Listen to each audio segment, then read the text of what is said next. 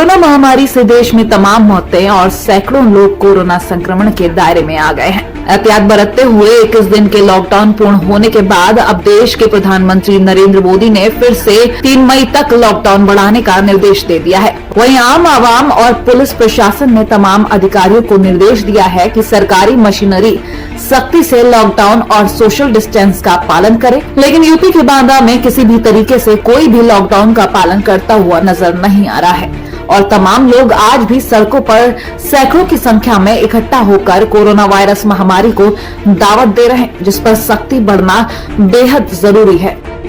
भीड़ बहुत ज्यादा है। हम लोग आए हैं 11 बजे के आए हो गए। यहाँ पासबुक सबकी जमा है। पासबुक हम लोगों की नहीं जमा कर रहे हैं। कह रहे हैं अभी बैठो, इन लोगों को पैसा बांटने के बाद में आप लोगों की पासबुक जमा होगी। अब सोशल डिस्टेंसिंग के लिए हम भी प्रयास कर रहे हैं और पुलिस का भी हम सहयोग ले रहे हैं। आपने क्या प्रयास किया? हम प्रयास ये कर रहे हैं कि कोशिश कर रहे हैं कि वो दूर दूर करके गोला खींच दिए हैं, उस गोले में कौन से गोले खींचे? कहाँ आपको दिखाई नहीं दी गोले? कोई नहीं, गोले खींचे गए हैं। ये गोले मौके पर ये गोले हैं मौके पे हो सकता है कि हमने बाहर देखा है कि लगातार एकदम से भीड़ बहुत करीब है। 1 इंच की दूरी नहीं है दो लोग के बीच में। 1 मीटर की बात कही गई थी। तो माननीय मोदी जी को फॉलो कर रहे हैं कि नहीं कर रहे हैं? हाँ, बिल्कुल पूरा फॉलो कर रहे हैं। आप देख रहे हैं कि पुलिस बल भी लगा हुआ है, तो क्या पुलिस बल को भी देख रहे हैं। घर पे हमको आप गोले दिखा देंगे? वो है सोशल डिस्टेंसिंग गोले बनवाने दिखा देंगे? गोले आइए प्लीज।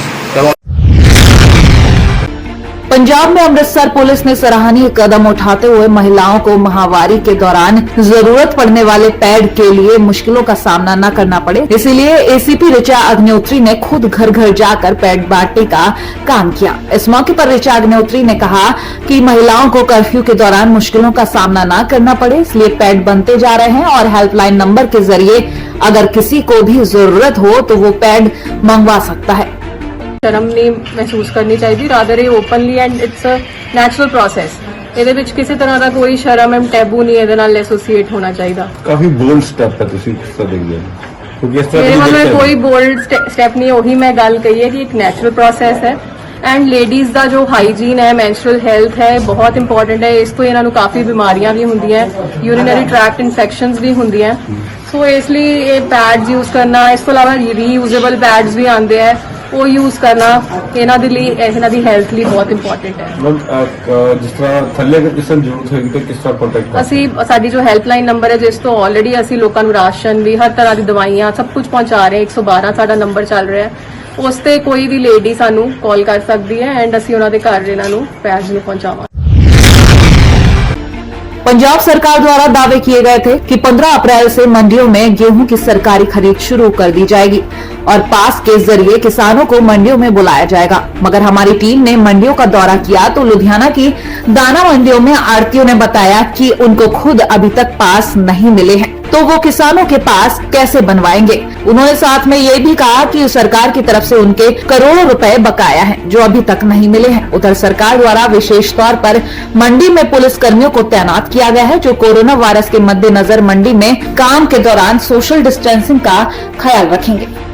पोजीशन है भी असी ऑन स्ट्राइक है। पहली गल तो क्योंकि साडा 138 करोड़ रुपया पंजाब सरकार कन्ने खड़ा, जेड़ा कि वो की चीज़ है वो साडी आड़त है, जेड़ी असी लोडिंग की है माल दी वो पैसे लेबर लेके चली गई, जज के हरियाणा ने परसों रुपये देते हैं सारे, साडी सरकार क्यों नहीं देंदी? जे काम करके पैसे अपनी आड़त ना मिली तो आप काम क्यों करना? असी साडा अल्टीमेटम है 20 तरीक तक ना, अगर 20 तक हो गया नहीं असी प्रलोन करांगे और असी माली बेचांगे। ਸਾਨੂੰ ਜੀ ਦਿਸ਼ਾ ਨਿਰਦੇਸ਼ ਜਾਰੀ ਕੀਤੇ ਗਏ 15 ਅਪ੍ਰੈਲ ਤੋਂ ਮੰਡੀਆਂ ਦੇ ਵਿੱਚ ਕਣਕ ਆਊਗੀ ਤੇ ਜ਼ਿਮੀਂਦਾਰ ਕਣਕ ਲੈ ਕੇ ਆਉਣਗੇ, ਗਵਰਨਮੈਂਟ ਪਰਚੇਜ ਸ਼ੁਰੂ ਕਰੂਗੀ, ਪਰ ਹਜੇ ਤੱਕ ਸਾਨੂੰ ਆਪਣੇ ਪਾਸ ਨਹੀਂ ਮਿਲੇ। ਤੇ ਜਿਹੜਾ ਤੁਹਾਡਾ ਬਕਾਇਆ ਪੈਂਡਿੰਗ ਉਹ ਹਜੇ ਸਾਡਾ ਉਵੇਂ ਜੀ ਕੋਈ ਪੈਂਡਿੰਗ ਹੈ ਜੀ। ਕਿੰਨਾ ਬਕਾਇਆ ਜੀ? ਸਰ ਮੇਰੀ ਤਕਰੀਬਨ 6 ਲੱਖ ਦੇ ਆਸ-ਪਾਸ ਆ ਮੇਰੀ ਆੜਤ ਦਾ ਦੁਕਾਨ। ਜਿਹੜੀ ਡਿਸਟੈਂਸ ਦੀ ਗੱਲ ਆ ਜੀ, ਉਹ ਕਰੀਬ ਫਰਕ ਜਿਹੜਾ 5-5 6-6 ਫੁੱਟ ਦਾ ਰੱਖਿਆ ਤੇ ਜਿਹੜੀ ਵੀ ਆਊਗੀ ਉਹ ਖਾਨੇ ਖੱਡ ਮਾਰੇ ਗਏ ਨੇ, ਨਿਸ਼ਾਨ ਲਾਏ ਗਏ ਨੇ ਮਾਰਕੀਟ ਕਮੇਟੀ ਵੱਲੋਂ। ਉਹਨਾਂ ਦੇ ਮੁਤਾਬਕ ਹੀ ਜਿਹੜਾ ਮਾਲ ਉੱਥੇ ਲਾਇਆ ਜਾਊਗਾ ਤੇ ਬਾਕੀ ਹਾਲ ਦੀ ਘੜੀ ਤਾਂ ਸਭ ਠੀਕ ਠਾਕ ਆ ਜੀ। ਇਹਨਾਂ ਦਾ ਜਿਹੜੀ ਟੀਮ ਆ ਰਹੀ ਆ ਮੈਡੀਕਲ ਵਾਲੀ ਤੇ ਜਿਹੜੀ ਲੇਬਰ ਇੱਥੇ ਲੱਗੂਗੀ ਉਹਨਾਂ ਦਾ ਬਕਾਇਦਾ ਮੈਡੀਕਲ ਵੀ ਹੋਊਗਾ, ਚੈੱਕਅਪ ਹੋਇਆ ਕਰੂਗਾ ਤੇ ਪ੍ਰਸ਼ਾਸਨ ਵੱਲੋਂ ਜਿਹੜੀ ਸਾਡੀ ਡਿਊਟੀ ਆ ਇੱਥੇ ਲਾਈ ਗਈ ਆ ਤੇ ਅਸੀਂ ਆਪਣੀ ਡਿਊਟੀ ਤੇ ਪੂਰਾ ਜੇ ਦੇਖਿਆ ਜਾਣੀ ਜਾਵੇ ਵੀ ਲੁਧਿਆਣਾ ਦੀ ਇੱਕ ਮੇਨ ਮੰਡੀ ਆ ਤੇ ਪੁਰਾਣੀ ਮੰਡੀ ਆ ਤੇ ਕਿੰਨੇ ਕੁ ਮੁਲਾਜ਼ਮ ਇੱਥੇ ਤੈਨਾਤ ਕੀਤੇ ਗਏ ਨੇ ਜੀ? ਇੱਥੇ ਸ਼ਿਫਟਾਂ ਵਾਈਜ਼ ਤੈਨਾਤ ਕੀਤੇ ਗਏ ਨੇ।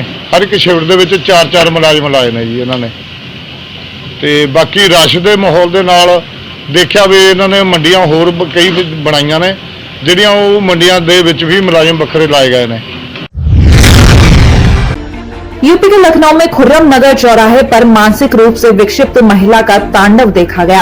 इस महिला ने हाथ में डंडा लेकर बैरिकेडिंग से लेकर गाड़ियों तक में तोड़फोड़ कर डाली। तो वहीं इस दौरान लॉकडाउन की ड्यूटी में लगे चौराहे पर 2 दर्जन से ज्यादा पुलिसकर्मी मात्र मूक दर्शक बने रहे। आने जाने वालों पर हमला करती रही ये महिला, लेकिन पुलिस ने कोई भी कदम नहीं उठाया। कई दिनों से ये महिला चौराहे पर भटक रही थी, लेकिन पुलिस हाथ पर हाथ रखकर बैठी है। लखनऊ के जानकीपुरम इलाके के बच्चों ने रावण जलाकर कोरोना वायरस के खिलाफ जंग छेड़ दी है। इस दौरान बच्चों ने रावण पर एक स्लोगन लिखा, कोरोना हारेगा भारत जीतेगा। साथ ही रावण के मुंह पर लगाया हुआ मास्क और हाथों में सैनिटाइजर रख एक संदेश भी दिया कि इस वक्त हमें कैसे कोरोना से बचना है। बच्चों का कहना है कि जिस प्रकार रावण की बुराई का अंत हुआ था, उसी तरह कोरोना वायरस का भी अंत होगा। पंजाब सरकार की तरफ से गेहूं की खरीद शुरू करा दी गई है। अगर बात करें फिरोजपुर की, तो यहाँ के अलग अलग हलकों की अनाज मंडियों में अभी सन्नाटा छाया हुआ है। बेशक पंजाब सरकार की तरफ से कुछ दिन पहले किसानों और आड़तियों के लिए कर्फ्यू पास के साथ साथ कई और मदद देने के हुक्म जारी किए गए थे, लेकिन आज जब हमारी टीम की तरफ से फिरोजपुर हलके की दाना मंडियों का दौरा किया गया, तो बातचीत के दौरान किसानों और आड़तियों ने बताया कि पंजाब सरकार की तरफ से जो उनके साथ वादा किया गया था, सरकार उस पर खरी नहीं उतर रही। अभी तक ना तो किसानों को पास मिले हैं और ना ही आड़तियों को, जिसकी वजह से इन किसानों की मुश्किलें और ज्यादा बढ़ गई हैं। सहूलत तो कोई नहीं मिली जी। 15 अप्रैल तक किसान को की सहूलत मिलनी सी जी, कोई सहूलत नहीं। इन्होंने कहा 15 तरीक को खरीद शुरू हो जाऊगी। तलवंडी भाई की मंडी 5-7 ਜ਼ਿਲ੍ਹਿਆਂ ਦੇ ਵਿੱਚੋਂ ਸਾਰਿਆਂ ਨੂੰ ਵੱਡੀ ਮੰਡੀ ਆ, ਰੋਡ ਦੇ ਉੱਤੇ ਲੱਗਦੀ ਆ। ਇਹਨੂੰ 40 ਪਿੰਡਾਂ ਦਾ ਇੱਥੇ ਅਨਾਜ ਆਉਂਦਾ ਸੀ ਅੱਗੇ। ਚਲੋ ਹੁਣ ਗਵਰਨਮੈਂਟ ਕਹਿੰਦੀ ਮੰਡੀਆਂ ਬਣਾਤੀਆਂ, ਥੋੜਾ ਮੰਡੀਆਂ ਦਾ ਪਸਾਰਾ ਕਰਤਾ ਤੇ ਪਰ 15 ਤਰੀਕ ਹੋ ਗਈ। ਅੱਜ ਜਾ ਕੇ ਵੇਖੋ ਵੀ 2 ਟਰਾਲੀਆਂ ਕਿਸਾਨ ਦੀਆਂ ਇੱਕ ਮੰਡੀ 'ਚ 2 ਟਰਾਲੀਆਂ ਆਈਆਂ ਵਾ ਪਾਸ ਤੇ ਆਈਆਂ। ਉਹ ਤੇ 2 ਟਰਾਲੀਆਂ ਨਾਲ ਵੇਖ ਲਓ ਜੀ ਕਿੰਨਾ ਅਨਾਜ ਆਉਣਾ ਵਾ। ਸਾਨੂੰ ਪਾਸਾਂ ਪੂਸਾਂ ਦਾ ਕੋਈ ਏਡਾ ਬਾਹਲਾ ਲਾਭ ਨਹੀਂ ਜੀ। ਕਿੰਨੇ ਪਾਸ ਦਿੱਤੇ ਗਏ ਹੁਣ ਤੱਕ? ਸਾਨੂੰ ਤਾਂ ਕੋਈ ਪਾਸ ਨਹੀਂ ਅਜੇ ਤੱਕ ਮਿਲਿਆ। ਅੱਗੇ ਭਾਈ ਸਾਹਿਬ ਨੇ ਦੱਸਿਆ ਵੀ 12 ਤਰੀਕ ਦੀ ਸਾਡੀ ਕਣਕ ਵੱਢੀ ਆ, ਟਰਾਲੀਆਂ ਭਰੀਆਂ ਖੜੀਆਂ ਆਈਆਂ ਵਾ। ਜੇ ਆੜਤੀ ਨਾਲ ਗੱਲ ਕਰਦੇ ਆ ਤੇ ਆੜਤੀਆ ਕਹਿੰਦਾ ਜੀ ਹਜੇ ਸਾਡੀ ਲੇਬਰ ਦੇ ਪਾਸ ਬਣਦੇ ਪਏ ਆ, ਜਿਹੜੇ ਸਾਡੇ ਮਜ਼ਦੂਰ ਆ ਉਹਨਾਂ ਦੇ ਪਾਸ ਬਣਨਗੇ। 17-18 ਤਰੀਕ ਨੂੰ ਤੁਹਾਨੂੰ ਪਾਸ ਦੇਵਾਂਗੇ, ਫਿਰ ਤੁਸੀਂ ਇੱਕ ਟਰਾਲੀ ਕਣਕ ਦੀ ਲੈ ਸਕਦੇ। 50 ਕੁਆਂਟਲ ਮਾਲ ਹੱਦ 60 ਹੋ ਜਾਊਗਾ, ਉਸ ਤੋਂ ਬਾਅਦ ਤੁਸੀਂ ਲਿਆ ਨਹੀਂ ਸਕਦੇ। ਤੇ 50 ਕੁਆਂਟਲ ਨਾਲ ਇੱਕ ਟਰਾਲੀ ਨਾਲ ਤਾਂ ਕਣਕ ਤੁਲਣੀ ਬਹੁਤ ਮੁਸ਼ਕਲ ਹੋ ਜੂਗੀ। ਤੇ ਸਾਰੇ ਤਾਂ ਸਰਕਾਰ ਤੋਂ ਅੱਗੇ ਹੀ ਤਾਂ ਬੇਨਤੀ ਕਰਦੇ ਵੀ ਘੱਟੋ ਘੱਟ ਜ਼ਿਆਦਾ ਕਿਸਾਨ ਨੂੰ 200 ਕੁਆਂਟਲ ਕਣਕ ਲੈ ਕੇ ਆਉਣ ਦੀ ਇਜਾਜ਼ਤ ਦਿੱਤੀ ਜਾਵੇ, ਫੇਰ ਹੀ ਉਹ ਕੋਈ ਹੱਲ ਹੋ ਸਕਦਾ ਵਾ। ਤੇ ਨਹੀਂ ਤਾਂ 50 ਕੁਆਂਟਲ ਨਾਲ ਤਾਂ ਬੜੀ ਨੁਕਸਾਨ ਹੀ ਆ ਜੀ, ਆਰਥਿਕ ਤੌਰ ਤੇ ਵੀ ਨੁਕਸਾਨ ਆ। ਬਾਹਰ ਸਾਨੂੰ ਰਾਖੀ ਵੀ ਕਰਨੀ ਪਊਗੀ, ਪੱਕੀ ਫਸਲ ਆ ਤੇ ਸਾਰਾ ਇਹ ਕੋਈ ਐਡਾ ਲਾਹੇਵੰਦ ਧੰਦਾ ਨਹੀਂ ਜੀ। ਪਰੇਸ਼ਾਨੀਆਂ ਜੀ ਇਸ ਟਾਈਮ ਵੇਖੀਏ ਤਾਂ ਕੋਈ ਅਜੇ ਤੱਕ ਸਾਨੂੰ ਕੋਈ ਪਾਸ ਨਹੀਂ ਮਿਲੇਗੇ। ਹੁਣ ਸੁਣਨ ਦੇ ਵਿੱਚ ਆਇਆ, ਮੈਂ ਮਾਰਕੀਟ ਕਮੇਟੀ ਦਫ਼ਤਰ ਗਿਆ ਸੀਗਾ, ਕਹਿੰਦੇ ਵੀ 25 ਪਾਸ ਪਰਸੋਂ ਵਾਸਤੇ ਆ, ਜਿਹਦੇ ਵਿੱਚੋਂ 15 ਪਾਸ ਤਲਵੰਡੀ ਮੰਡੀ ਵਾਸਤੇ ਆ, 10 ਛੱਲਰ ਵਾਸਤੇ ਆ। ਇਹ ਸਾਡੀ 84 ਕਿੱਲਿਆਂ ਦੀ ਮੰਡੀ ਆ, ਜਿਹਦੇ ਵਿੱਚ ਸਿਰਫ ਪਰਸੋਂ 15 ਟਰਾਲੀਆਂ ਹੋਣਗੀਆਂ, ਯਾਨੀ 750 ਕੁਆਂਟਲ। 84 ਕਿੱਲਿਆਂ ਦੀ ਮੰਡੀ ਹੈ, 70-80 ਦੇ ਨੇੜੇ ਆੜਤ ਗਿਆ। ਜਦੋਂ 15 ਪਾਸ ਮਿਲੇ ਸਿਰਫ ਵੱਧ ਤੋਂ ਵੱਧ ਵੀ 3 ਆੜਤੀਆਂ ਨੂੰ ਜਾਂ 4 ਨੂੰ ਦਿੱਤੇ ਜਾਣਗੇ। ਤੇ ਬਾਕੀ ਆੜਤੀ ਕੀ ਕਰਨਗੇ ਜਦੋਂ ਪਿੰਡਾਂ ਵਿੱਚ ਦੀ ਕਣਕ ਦੀਆਂ ਟਰਾਲੀਆਂ ਨਿਕਲ ਕੇ ਆਉਣਗੀਆਂ ਤੇ ਸਾਡੇ ਜ਼ਿਮੀਂਦਾਰ ਵੀ ਸਾਨੂੰ ਕੰਪੈਲ ਕਰਨਗੇ ਕਿ ਕੀ ਗੱਲ ਵੀ ਤੁਹਾਡੇ ਦਮ ਨਹੀਂਗਾ, ਕੀ ਗੱਲ ਹੈ, ਕੀ ਬਾਤ ਹੈ, ਕਾਹਤੋਂ ਹੈ।